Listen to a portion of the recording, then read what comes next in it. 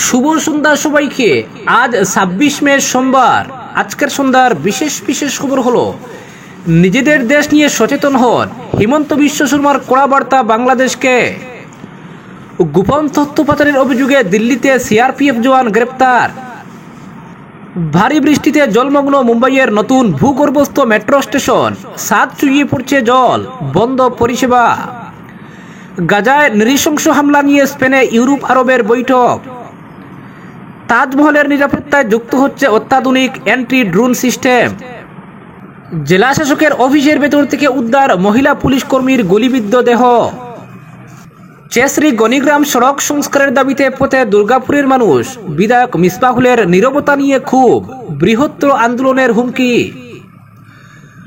দুর্ঘটনায় আহত যুবকের মৃত্যু, প্রতিবাদে উদারবন্দে অবরোধ, পরে বিধায়ক মিহিরকান্তির আশ্বাসে প্রত্যাহার। ওয়াইন শপ না সরলে বড় ধরনের গণতান্ত্রিক আন্দোলনের হুঁশিয়ারি, স্থানান্তরের দাবিতে নাগরিক সভা শিলচর আশ্রম রোডে। এবং সর্বশেষ খবরটি হলো, অসামাজিক কার্যকলাপ রোধে রামকৃষ্ণনগর পার্ক এলাকায় চলবে টহল। এবারে শুনুন বিস্তারিত খবর। মুখ্যমন্ত্রী হিমন্ত বিশ্ব শর্মা ফের একবার বাংলাদেশের প্রতি কঠোর বার্তা দিয়েছেন। সম্প্রতি তিনি নিজের এক্স হ্যান্ডেলে বাংলাদেশের মানচিত্র শেয়ার করে চিকেন নেক নিয়ে যে হুঁশিয়ারি দিয়েছিলেন, এবার সেটাকে আরো গুরুতর আকারে উপস্থাপন করেছেন। তিনি বলেছেন, বাংলাদেশ বারবার ভারতের চিকেন নেক নিয়ে ভয় দেখানোর চেষ্টা করছে, কিন্তু নিজেদের দেশের পরিস্থিতি নিয়ে ভাবা উচিত তাদের। ভারতের চিকেন নেকের তুলনায় বাংলাদেশের চিকেন নেক অংশ অনেক ছোট, এবং যদি কোনো সমস্যার সৃষ্টি হয় তাহলে রংপুর অঞ্চল বিচ্ছিন্ন হয়ে যেতে পারে বাংলাদেশের মানচিত্র থেকে। এই সতর্কবার্তাটি নিয়ে এখন আন্তর্জাতিক মহলে ব্যাপক আলোচনা শুরু হয়েছে। এদিকে বাংলাদেশের অভ্যন্তরে সংকটের খবর দ্রুত ছড়াচ্ছে। প্রধানমন্ত্রী শেখ হাসিনার বিদেশ গমনকালে দেশের পরিস্থিতি নিয়ন্ত্রণ নেই বলে বিভিন্ন সূত্র থেকে জানা গেছে। অন্তর্বর্তী সরকার হিসেবে মোহাম্মদ ইউনূস নেতৃত্ব দিচ্ছেন, কিন্তু তার উপদেষ্টার পদ থেকে ইস্তফার গুঞ্জন এবং ঢাকার রাস্তায় সেনা ট্যাঙ্কের ঘোরাফেরা আন্তর্জাতিক পর্যবেক্ষকদের মধ্যে আতঙ্ক সৃষ্টি করছে। এ কারণে বাংলাদেশের ভবিষ্যৎ নিয়ে প্রশ্ন উঠেছে। এই অবস্থা আন্তর্জাতিক সমাজের নজরকাড়া হুমকির মধ্যে পড়ে গেছে। হিমন্ত বিশ্ব শর্মার এই হুঁশিয়ারি এবং দেশের রাজনৈতিক অস্থিতিশীলতা মিলিয়ে বাংলাদেশের জন্য এখন সময় অত্যন্ত সংকটময় বলে মনে হচ্ছে। পরিস্থিতি কিভাবে এগোবে তা নিয়ে সবাই কৌতূহলী। পরবর্তী খবর, চর বৃত্তির অভিযোগে এবার এনআইএর জালে এক সিআরপিএফ জওয়ান। দিল্লি থেকে তাকে গ্রেপ্তার করা হয়েছে। তদন্তকারীদের দাবি, ধৃত ব্যক্তি পাকিস্তানের গোয়েন্দা অফিসারের কাছে জাতীয় নিরাপত্তার দিক থেকে সংবেদনশীল নানা তথ্য পাচার করেছেন। আজ সোমবার এনআইএর তরফে এই তথ্য জানানো হয়েছে। এনআইএ সূত্রে জানা গেছে, ধৃত জওয়ানের নাম মতিরাম জাট।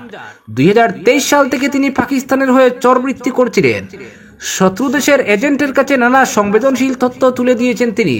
তদন্তে উঠে এসেছে, তথ্যের বিনিময়ে মতিরাম পাক আধিকারিকদের কাছ থেকে মোটা টাকা নিয়েছেন। বিভিন্ন মাধ্যমে এই অর্থ তার কাছে এসেছিল। মতিরামকে দিল্লি থেকে গ্রেপ্তার করা হয়। আজ তাকে দিল্লির একটি বিশেষ আদালতে তোলা হলে বিচারক ১৫ দিনের জন্য এনআইএ হেফাজতের নির্দেশ দেন। গত ২২ এপ্রিল পহেলগাঁওয়ে জঙ্গি হামলার পর এনআইএর তৎপরতা উল্লেখযোগ্যভাবে বৃদ্ধি পেয়েছে। পাকিস্তানের চরদের পাকড়াও করতে দেশের বিভিন্ন স্থানে লাগাতার অভিযান চালাচ্ছে তারা, এবং তাতে সাফল্য মিলেছে। গত ২ সপ্তাহে চরবৃত্তির অভিযোগে হরিয়ানা, পাঞ্জাব ও উত্তরপ্রদেশ থেকে অন্তত ১২ জনকে গ্রেপ্তার করেছে কেন্দ্রীয় এজেন্সি। তদন্তকারীদের অনুমান, গোটা উত্তর ভারতে পাক গুপ্তচরদের জাল যথেষ্ট ছড়িয়ে পড়েছে। পরবর্তী খবর, ভারী বৃষ্টিতে জলমগ্ন মুম্বাইয়ের নতুন ভূগর্ভস্থ মেট্রো স্টেশন, ছাদ চুইয়ে পড়ছে জল, বন্ধ পরিষেবা। প্রবল বৃষ্টিতে জলমগ্ন মুম্বাইয়ের অর্লি মেট্রো স্টেশন, ছাদ ফুটো হয়ে সেখান থেকে চুইয়ে পড়ছে বৃষ্টির জল। কিছুদিন আগেই নতুন এই ভূগর্ভস্থ স্টেশনটির উদ্বোধন করা হয়েছিল। এর মধ্যে এই বেহাল দশা। অর্লি মেট্রো স্টেশনটি একোয়া লাইন ৩-এর মধ্যে পড়ে।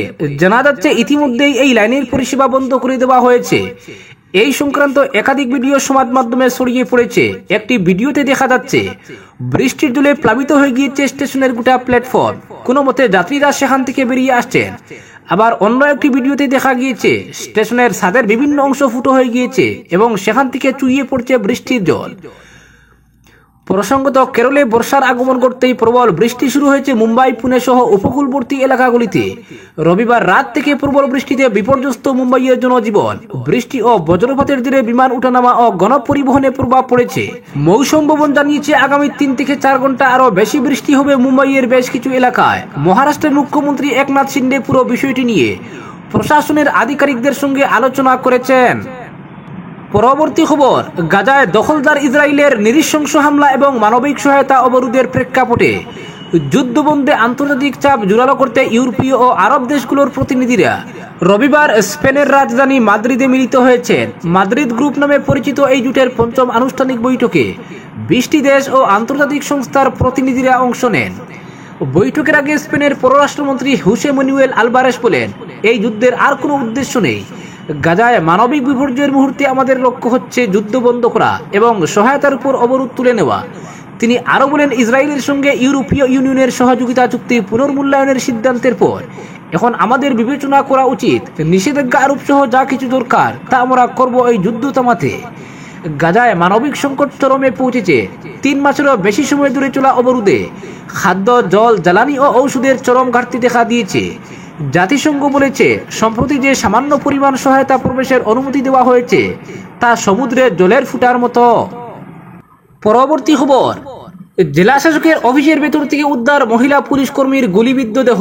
জেলা শাসকের অফিসের ভেতর থেকে উদ্ধার হলো মহিলা পুলিশ কনস্টেবলের গুলিবিদ্ধ দেহ।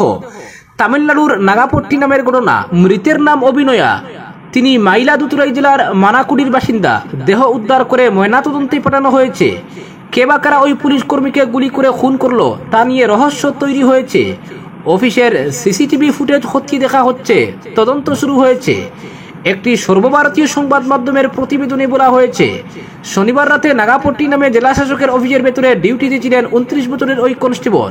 পুলিশ সূত্রে জানা গিয়েছে, অভিনয়ার সঙ্গে আরও একজন মহিলা কনস্টেবলও ডিউটিতে ছিলেন। রবিবার সকাল 6টা নাগাদ হঠাৎ গুলির শব্দ শোনা যায়। শব্দ শুনে অন্য পুলিশ কর্মীরা ঘটনাস্থলে এসে অভিনয়কে মেঝেতে পড়ে থাকতে দেখেন। তার ঘাড়ের বাঁদিকে গুলি লেগেছিল, রক্তক্ষরণ হচ্ছিল। পুলিশ ঘটনাস্থল সিল করে দিয়েছে। দেহ উদ্ধার করে ময়নাতদন্তের জন্য নাগাপট্টিনাম জেলা সরকারি হাসপাতালে পাঠানো হয়েছে। কে তাকে গুলি করলো তা নিয়ে রহস্য দানা বেঁধেছে। পরবর্তী খবর, অসামাজিক কার্যকলাপ রোধে রামকৃষ্ণনগর পার্ক এলাকায় চলবে টহল। রামকৃষ্ণনগর পার্ক এলাকার এক উল্লেখযোগ্য সম্পদ। এলাকার অনেক মানুষ বিনোদন সহ সাংস্কৃতিক কার্যক্রমের উদ্দেশ্যে এই পার্কে আসেন, কিন্তু পার্ক ও পার্শ্ববর্তী টিলা এলাকা যাতে কোনো ধরনের অসামাজিক কার্যকলাপের ক্ষেত্র হয়ে না ওঠে এবং পর্যটকরা যাতে স্বাচ্ছন্দ্যে পার্ক এলাকায় বেড়াতে পারেন, সেই উদ্দেশ্যে রামকৃষ্ণনগর থানা ও বিডিবি কর্মকর্তারা স্থানীয় নাগরিকদের নিয়ে রামকৃষ্ণনগর পার্ক ও পার্শ্ববর্তী রামকৃষ্ণ মিশন সংলগ্ন টিলা এলাকা পরিদর্শন করেন। ভিডিপি কর্মকর্তারা জানিয়েছেন, পার্কটি এলাকার সম্পদ, এটি যাতে অশুভ উদ্দেশ্যে ব্যবহৃত না হয় সেদিকে সতর্ক দৃষ্টি রাখতে রামকৃষ্ণনগর থানা ও বিডিপি বদ্ধপরিকর। উক্ত এলাকায় যাতে কোনো প্রকার অসামাজিক কার্যকলাপ সংগঠিত না হয় তা প্রতিহত করতে পুলিশ বা বিডিবি টহলদারি শুরু করবে। ভিডিপি কর্মকর্তারা উল্লেখ করেন যে, যদি কাউকে কোনো ধরনের অসামাজিক কার্যকলাপে পাওয়া যায় তবে আইনত কঠোর ব্যবস্থা গ্রহণ করা হবে। উপস্থিত ছিলেন রামকৃষ্ণনগর থানা বিডিবি সভাপতি চণ্ডীচরণ চক্রবর্তী, বিডিবি সম্পাদক রানা প্রসাদ রায়, নুরুল হক, আলিমুদ্দিন আয়াজারি ও স্থানীয় সচেতন নাগরিক দিগেন্দ্র পাল। পরবর্তী খবর, ওয়াইন শপ না সরলে বড় ধরনের গণতান্ত্রিক আন্দোলনের হুঁশিয়ারি। স্থানান্তরের দাবিতে নাগরিক সভা শিলচর আশ্রম রোডে। শিলচর আশ্রম রোড এলাকার বিতর্কিত রুবি ওয়াইন শপ স্থানান্তরের দাবিতে ফের সরব হলেন বৃহত্তর আশ্রম রোড এলাকার জনগণ। স্থানীয় কীর্তনের মাঠে আশ্রম রোড কীর্তন কমিটির উদ্যোগে এক নাগরিক সভার আয়োজন করা হয়। সভায় এলাকার বহু মানুষ উপস্থিত থেকে রুবি ওয়াইন শপ স্থানান্তরের দাবিতে স্থানীয় প্রশাসনের দৃষ্টি আকর্ষণ করেন। সভায় বক্তব্য রাখতে গিয়ে এলাকার বিশিষ্ট বুদ্ধিজীবী সহ বিভিন্ন বক্তা বলেন, রুবি ওয়াইন শপ নিয়ে বিগত দিনেও নানা বিতর্ক বেঁধেছিল। বর্তমানেও জনবহুল এলাকায় থাকা রুবি ওয়াইন শপে নিত্যদিনের ভিড়ে স্থানীয়রা বিভিন্ন সমস্যার সম্মুখীন হচ্ছেন। শহর তথা শহরতলির বিভিন্ন এলাকা থেকে মানুষ সন্ধ্যায় রুবি ওয়াইন শপে উপস্থিত হয়ে মদ্যপান করে এলাকার পরিবেশকে নোংরা করে তুলেছে। এই পরিস্থিতিতে স্থানীয় মহিলা ও যুবতীরা রাস্তায় চলাফেরা করতে গিয়ে বিভিন্ন সমস্যার সম্মুখীন হচ্ছেন। শুধু তাই নয়, রুবি ওয়াইন শপের রমরমা ব্যবসায় এলাকার তরুণ প্রজন্ম থেকে শুরু করে প্রবীণরাও অন্ধকারে ডুবে যাচ্ছেন।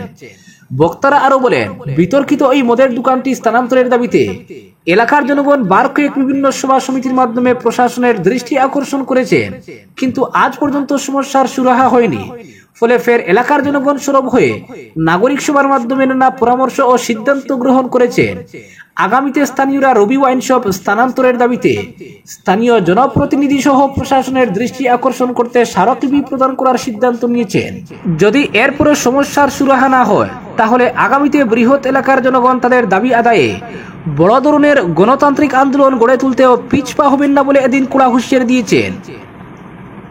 পরবর্তী খবর, চেসরি গণিগ্রাম সড়ক সংস্কারের দাবিতে পথে দুর্গাপুরের মানুষ। চেসরি গণিগ্রাম পূর্ত সড়কের বেহাল অবস্থার প্রতিবাদে সরব হলেন দুর্গাপুরের মানুষ। সড়কের এই বেহাল অবস্থা নিয়ে স্থানীয় বিধায়ক মিসবাহুল ইসলাম লস্করের নীরবতা নিয়ে ক্ষোভ জানান তারা। তাদের অভিযোগ, পূর্ত বিভাগের সঙ্গে বিধায়ক মিসবাহুল ইসলামের গোপন চুক্তি রয়েছে, তাই পূর্ত বিভাগের অনিয়মের বিরুদ্ধে তারা প্রতিবাদ করতে চাইলে বিধায়ক মিসবাহুল ইসলাম লস্কর তা আটকানোর চেষ্টা করেন। এই সড়ক সংস্কারের নামে ছেলেখেলা মানা হবে না বলেও তারা হুঁশিয়ারি দেন। শীঘ্রই বেহাল চেসরি গণিগ্রাম সড়কের সংস্কার কাজ শুরু করা না হলে তীব্র গণ আন্দোলন গড়ে তোলা হবে বলে জানান তারা। এলাকাবাসীর পক্ষে তাহির আহমেদ বড়বুইয়া, জাবেদ হোসেন বড়বুইয়া, শাহবাজ আলম বড়বুইয়া প্রমুখ বলেন, এই সড়কের কাজের টেন্ডারের পর তথ্যফলক লাগানো হয়েছে, কিন্তু কাজ এখনো শুরু হচ্ছে না। এ নিয়ে তারা স্থানীয় বিধায়ক মিসবাহুল ইসলাম লস্করের রহস্যজনক ভূমিকার তীব্র সমালোচনা করেন। তারা আরো বলেন, এই সড়কের বেহাল অবস্থার ফলে প্রতিদিন এলাকার সাধারণ মানুষ সহ পড়ুয়া ও রোগীদের নানা সমস্যার সম্মুখীন হতে হচ্ছে। আগামীতে এক সপ্তাহের মধ্যে সড়কের কাজ শুরু না হলে বৃহত্তর গণ আন্দোলনের হুঁশিয়ারি দেন তারা। পরবর্তী খবর, তাজমহলের নিরাপত্তা এবার যুক্ত হতে চলেছে একটি বিশেষ অ্যান্টি ড্রোন সিস্টেম। দেশের প্রধান সৌধ এবং পর্যটন কেন্দ্রগুলির নিরাপত্তা জোরদার করার অংশ হিসেবে এই পদক্ষেপ নেওয়া হয়েছে।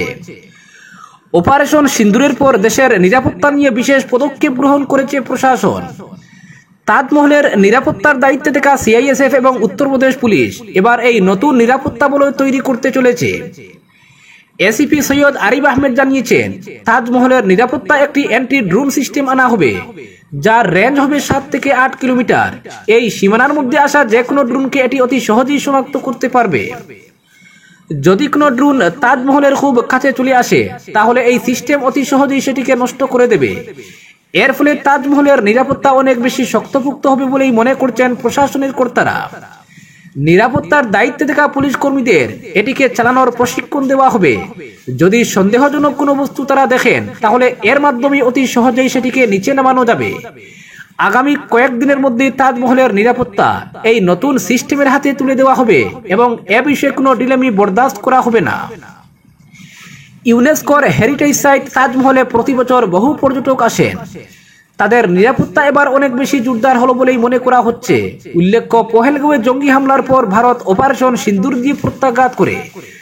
ভারতের এই প্রত্যাঘাতের জেরে পাকিস্তান পিছু হটে। এরপরই দেশের প্রধান স্থানগুলির নিরাপত্তা আরো বেশি জোরদার করতে কেন্দ্রীয় সরকার বিশেষ জোর দিয়েছে, যার অংশ হিসেবে তাজমহলের নিরাপত্তা আরো একবার নিশ্চিত করা হলো। আজকের বিশেষ সংবাদ এখানেই সমাপ্ত।